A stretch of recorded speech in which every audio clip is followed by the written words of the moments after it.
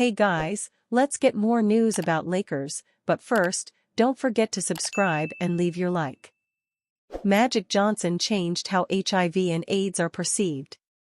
Because of the HIV virus that I have obtained, I will have to retire from the Lakers. Today, the then 32-year-old told a hushed press conference in Los Angeles on November 7, 1991.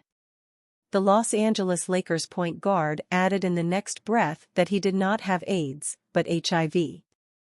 This had been confirmed by Dr. Michael Melman just before that press conference. HIV, or human immunodeficiency viruses, can lead to acquired immunodeficiency syndrome, AIDS, which has fatal consequences. The Lakers had instructed Johnson to return to Los Angeles from a preseason game in Utah so that the team doctor could give him the bad news in person. At the very first, when he first announced it to me, I thought, oh, man, I am going to die. I think it's over.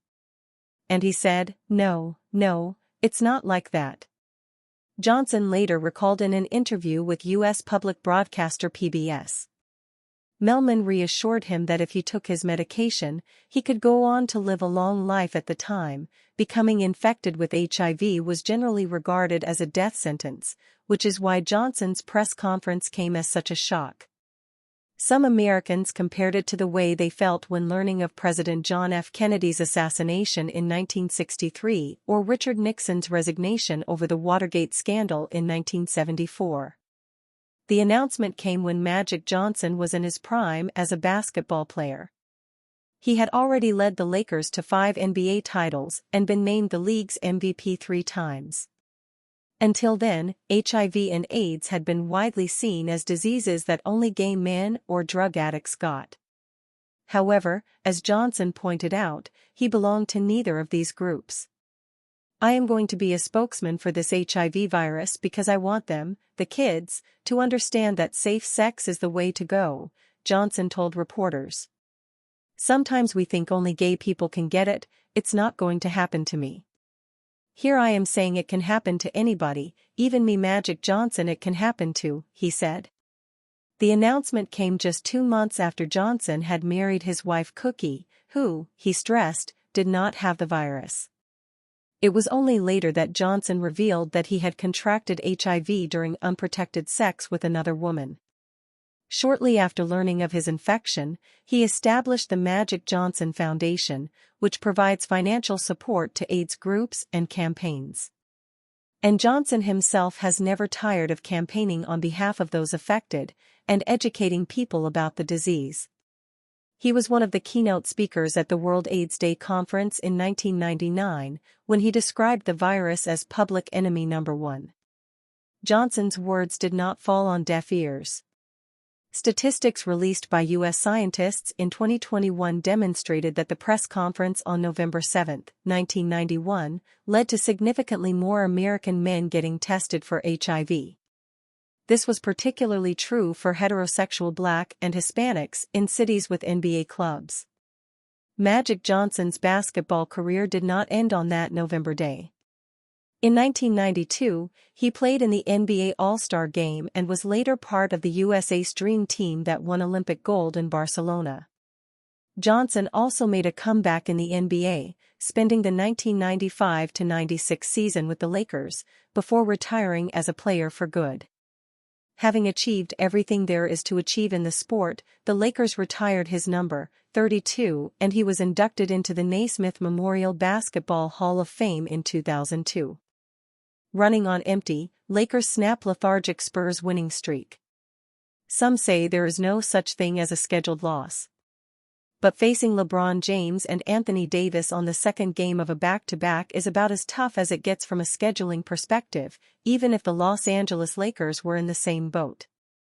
A low-energy San Antonio Spurs squad was outmatched all night as they lost to the Lakers, 117-99, falling to 10-9 on the season. San Antonio jumped out to a quick 9-2 win and looked like they'd have the juice to give the Lakers a tough game coming off a game on Tuesday. The Lakers took that initial punch and responded by grabbing a 32-23 lead in the first, and never gave it up for the rest of the game. the Spurs never quite found their footing offensively and struggled to find consistent production from its scorers. They shot 42.4% from the field and 35% from deep while turning the ball over 15 times. Victor Wembanyama led the Spurs with 20 points, 10 rebounds, and 3 blocks, but he shot just 9-20 from the field and 2-9 from deep. Struggling on the offensive end is one thing, but those tired legs translated to the defensive end, too. The Lakers got just about whatever they wanted, shooting 53.3% from the field and 38.2% from three. Los Angeles outscored the Spurs in the paint 58-42 and out-rebounded them 46-38. San Antonio missed rotations in the half-court and struggled to guard the Lakers when they attacked in transition. "I thought our physicality and conviction at the start of the game wasn't there," said Spurs acting coach Mitch Johnson. "That was disappointing, especially in a game where you have an opposition that is not going to give you anything. We were in 1-5 red, man-to-man defense, switching everything, so that requires a lot of physicality and communication, and I thought our guys executed that to a great level," said Lakers head coach J.J. Redick. "We did a great job of containing the basketball and not getting spread out." The Lakers got strong performances from their superstars. LeBron James had a triple-double with 16 points, 10 rebounds, and 11 assists. Anthony Davis had 19 points, 14 rebounds, and 7 assists. They controlled the game on both ends, especially Davis, who was a force inside. It was the Lakers supporting cast that really rose to the challenge. Los Angeles had 7 players score double-digit points. Dalton Knecht had 20 points, including 4 deep balls and 8 rebounds. D'Angelo Russell provided a spark off the bench with 17 points and 5 assists. The Spurs got solid performances from their wings, particularly in the second and third quarters when it seemed the Spurs might come back. Lakers' defensive woes deepen as Jackson Hayes re-injures ankle. The Lakers' defensive crisis took another hit Tuesday night when Jackson Hayes rolled his ankle in the final minute against Phoenix, potentially sidelining him again after just one game back. Hayes, who managed 7 points and 4 rebounds in 17 minutes during the Lakers' 27-point NBA Cup loss to the Suns, was seen limping to the locker room immediately after the injury. The timing couldn't be worse for a Lakers team already ranked 27th in defensive rating and sitting just 0.6 points per 100 possessions from the NBA's basement. With only Anthony Davis and two-way player Christian Koloko as true centers, Hayes' presence was supposed to provide much-needed depth and defensive relief. Hayes' absence has already taken its toll on Anthony Davis, whose defensive impact has begun to slip under the weight of J.J. Redick's scheme.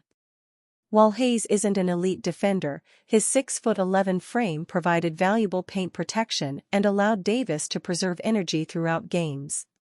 The defensive issues run deeper than just Hayes' injury. After watching his team get dismantled in consecutive third quarters by Denver and Phoenix, Redick had to acknowledge an uncomfortable truth about his roster construction: the Lakers lack the speed and athleticism, particularly at guard, to execute their defensive game plan. Teams are finding easy paths to the paint, and no amount of coaching adjustments can mask the personnel limitations. What began as a third-quarter aberration against Denver has exposed fundamental flaws in the Lakers' defensive makeup. For a team desperately trying to climb out of the defensive cellar, losing Hayes again might force some difficult conversations about roster construction. And you, fan? What do you think of the situation of Jackson Hayes? Leave your opinion in the comments.